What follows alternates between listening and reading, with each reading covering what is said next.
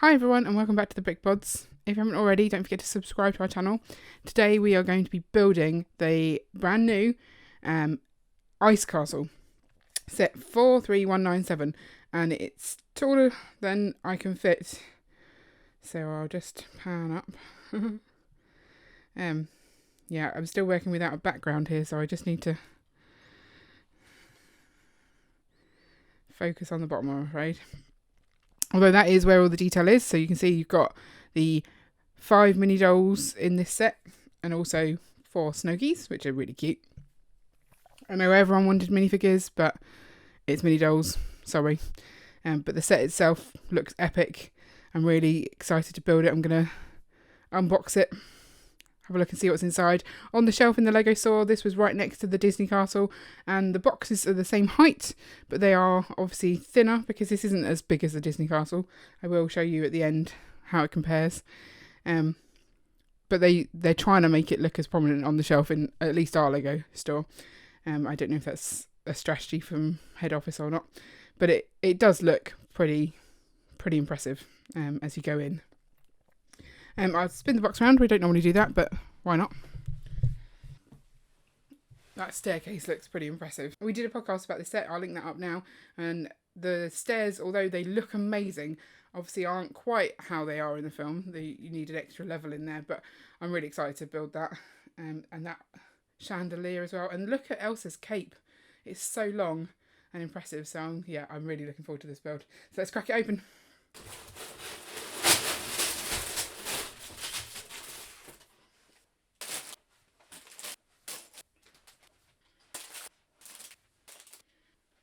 Okay, so there's 16 bags of Lego here, split into 9 different numbers and like an extra bag of plates and the taller sort of structural pieces. Then you've got the booklet, just the one booklet there, and quite a few stickers you can see there. Right, we're going to get it built on a live stream, which I'll link up if you want to watch that as it happened. But you can also skip a speed build, which I'm about to do, and see the finished article. See you in a bit.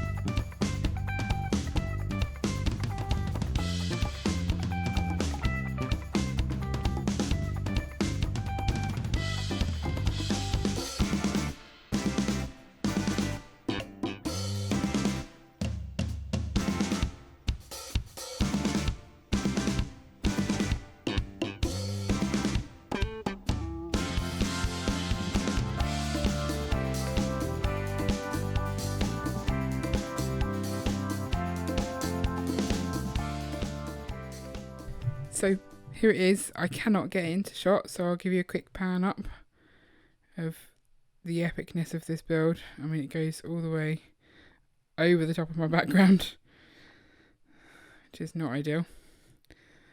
But look at it. Look at the colours. Look how amazing it is. It's beautiful.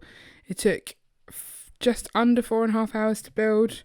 We looked at the instructions. We couldn't work out a good way to split it for a 2-person build, but actually you can get one person to sort of do the top tier and one do the bottom bit. You kind of build like a base up for sort of this layer, so you could quite easily do a 2-person build, but we didn't spot that, so otherwise it obviously would have been quicker for us to build. But I'm so happy that I have this, and it's just so beautiful. Apologies for the shadows and things, so it was late at night while I'm trying to film this. Look at how tall it is. So I will do a comparison video with the Disney Castle a little later on. I just wanted to give you sort of my first thoughts on it, really. The build itself was really varied. There was lots of different techniques, a lot of sort of snot techniques, sort of side building. It's a massively sturdy build. That was the biggest takeaway I got from this. I don't know if they've done that because obviously it's a popular children's film and therefore it's likely to get played with. But everything is sort of braced inside. There's quite a few technical pieces holding all of the structure together. And for a lot of the build, I was just swinging it around because I was impressed by how robust it was. It's less robust now in that some of these pieces kind of come off quite easily, and there's some freestanding things inside, so you can't sort of throw it around as much. So down here the piano isn't attached. That might not annoy you, I don't know. It always annoys me when things aren't attached in the Lego, but yeah, it might not bother you. But there's so many details inside. You've got the throne up here, the little Arendelle build. There's a lot of stickers in the set, I'm not going to lie. I think it's 19 different stickers, and most of those are sort of like 2 different stickers, so you've got 2 doors, everything's sort of mirrored. Yeah, there's just so much detail. There's a lot of this pearlescent pieces, which I actually quite like the look of it. It adds like a nice shimmer to it. But then there's also quite a few bits of transparent, and I was worried that I wasn't going to enjoy sort of the transparent to pearlescent sort of like the difference between the two, as they're quite close to each other. But actually, because you use it all over the build, it does just sort of work, which is nice.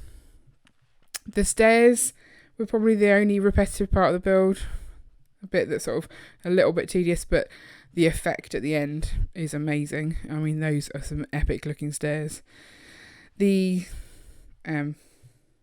fountain down the bottom, that sticker was a nightmare to actually place. I don't like the sort of dark bluish elements. So the trees, not so keen. They don't seem icy enough. I don't mind the bed, but I don't really know what that bit down there is for. I'm going to have to go back and rewatch the film and work out where this little puffin penguin thing is from. Let's see if I can hold it up. He's cute and all, but I don't know where he's from. But he fits just up at the top there nicely. He's at least attached. This is a little cupboard with a picture of Elsa and Anna in. That was a nightmare sticker to put on as well. Don't really know why she needs a cupboard. The bed, nice build. See if you can see that. The throne itself is pretty epic. And it's all sort of using these same parts, the sort of shield pieces, I'd call them. They're all over the place, some with stickers on, some without, all over the floor as well. If I spin it back around, so you're going to get some elements falling off, those spiky pieces, they're going to come off. But apart from that, it's pretty sturdy. I think our initial thoughts were that it's a bit stubby. And I think maybe if you added another sort of layer like this in, that would resolve some of that. Obviously you'd need to get the parts for that, but actually I don't mind it. I think maybe that will come out in the close-up next to the Disney castle to see how that goes. But this is one of my favourite stickers down here, the doorway. So there's one element that really does bug me though, and that is on the side here. You can see the purple through, so you kind of, a lot of this pearlescent stuff sort of goes on top of structure that you've built. You just sort of, it's like a cladding kind of thing. But that is the only sort of gap that I sort of found that really bothers me. So I don't know if I'll try and change those pieces that it's built on to be less obvious, because it's very purple. So that's the only thing that I'd change, I think. It's a thing of beauty. One thing we did find surprising as well was that we had all of these pieces left at the end of bag 7. Ian was convinced that I'd made a mistake and forgotten them, but my building skills are better than that. I think we got an extra mini bag of pieces in our bag 7 bags, so I'm not complaining. Extra pieces is good. It's just a little bit confusing when you're building and you've got pieces left over, but that might just be a thing isolated to our build. We'll take a quick look at the minifigures and then I'll let you know whether I recommend the set or not. Okay, so I promised a minifigure review, so let's quickly go through those. So you've got mini dolls, so it's not quite a minifigure review, but the first one you've got here is Elsa with her magic hands. She's got an epically long cloak as well, which is really sparkly. She's got the standard sort of Elsa hair and face, but I think there's a little bit more sparkle on her dress than I've seen in previous sets. No real sparkle at the back on her dress though. You also have a second Elsa, so this is the coronation look. So she's got obviously the gloves on to control those powers, her sceptre and orb, the updo as opposed to the Elsa hair, and a crown, and then the sort of Arendelle flag on the cloak, and again ridiculously long. And I really like this detail here. That's my kind of colours. You've also got Anna. There she is. So she's got a snowball, bit playful there. But the classic Frozen 1 outfit.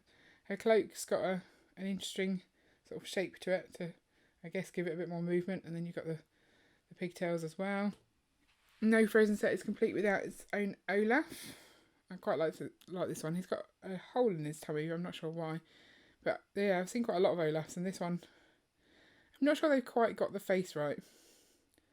But he's still pretty cool. And that's sort of the minion hair they're using there. And then a nice flower. And then you do also get Kristoff in this set. I'm not 100% sure about his outfit. I don't know if it's really that accurate. I maybe have to go back and watch it. If you're disappointed about getting the mini dolls instead of the minifigures, then you can check out Holly's video from Potter Minifig Pals. She's done a mini doll to minifig conversion for Kristoff, because obviously you get the Elsa and Anna in the CMF series, so you don't need to worry about those. So you also get 4 of these snow geese, and in fact I think you get maybe 2 extra heads. So if you just got the body piece, you could have 6 snow geese. You also get an extra head for the little penguin puffin thing, whatever it is that's at the top of the castle. But they're just super cute. So do you really even have to ask whether I recommend it? Of course I recommend it. Look at it. It's amazing. I think the thing that it's got over the Disney castle is that sort of one colour palette. It's really striking. The Disney castle is striking because it's huge.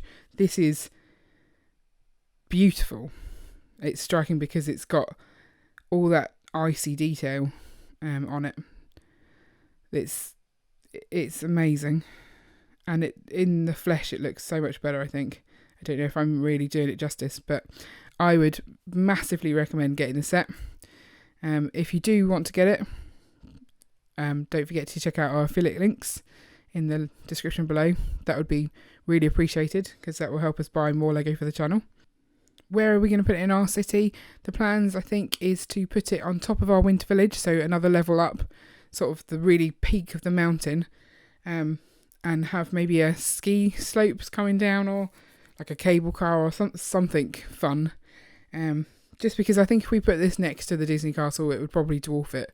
So having it a little bit further away will still make it quite an epic build and give it a sort of a bit of a perspective, and just a little bit of height to the other areas in our city. So I'm quite excited about that. So let me know in the comments below what you think of the Disney Ice Castle. Are you planning on picking this one up? Which bit looks exciting to you? Any questions that you've got I can help answer, let me know. And also don't forget to like and subscribe so you never miss an update. See you later.